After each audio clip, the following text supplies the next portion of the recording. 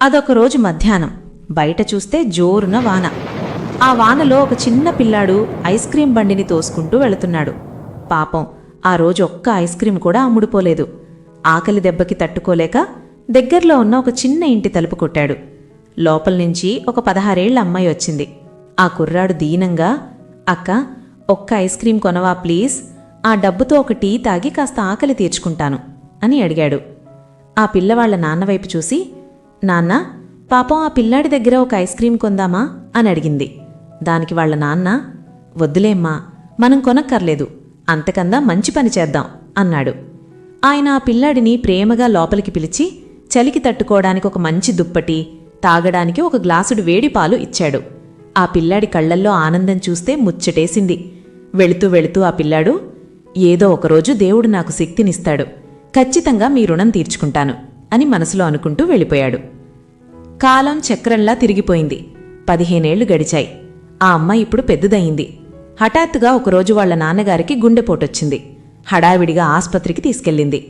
Doctor గారు చూసి, అమ్మాయి పరిస్థితి సీరియస్, అర్జెంటుగా ఆపరేషన్ చేయాలి, చాలా ఖర్చవుతుంది అని చెప్పారు.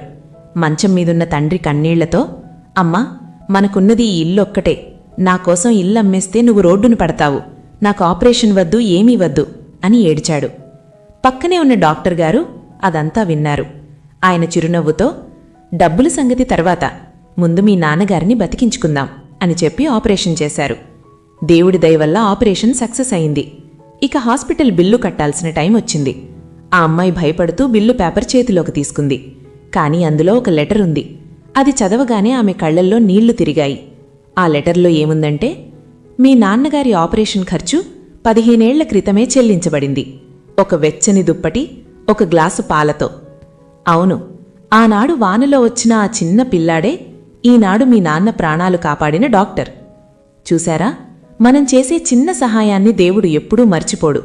లూకాసు వార్త 6వ అధ్యాయం 38వ వచనంలో యేసయ్య ఒక మాట చెప్తారు, ఇయ్యుడి, అప్పుడు మీకియ్యబడును. అక్కడే బైబిల్లో అణచి కుదిలించి అనే మాట ఉంటుంది. దీనర్థమేంటంటే, మనం షాపులో బియ్యంగానీ పప్పుగానీ కొలిచేటప్పుడు ఆ గిన్నె నిండిపోయాక కూడా ఇంకా ఎక్కువ పట్టాలని దాన్ని గట్టిగా అదిమి కుదిలించి చివరకు కిందికి పొర్లిపోయేంత ఎక్కువగా ఎలా పోస్తామో, మనం చేసిన చిన్న సహాయానికి దేవుడు కూడా అంత గొప్పగా మనకి సరిపోనంత ఎక్కువగా తిరిగి ఇస్తాడన్నమాట. ఈ కథలో ఆ తండ్రి చేసిన సహాయం ఎలాగైతే తిరిగొచ్చిందో, దేవుడు మీ జీవితంలో కూడా అలాగే అద్భుతం చేస్తాడని మీరు నమ్మితే కామెంట్స్లో దేవుడు గొప్పవాడు అని టైప్ చేయండి. దేవుడు మిమ్మల్ని దీవించునుగాక.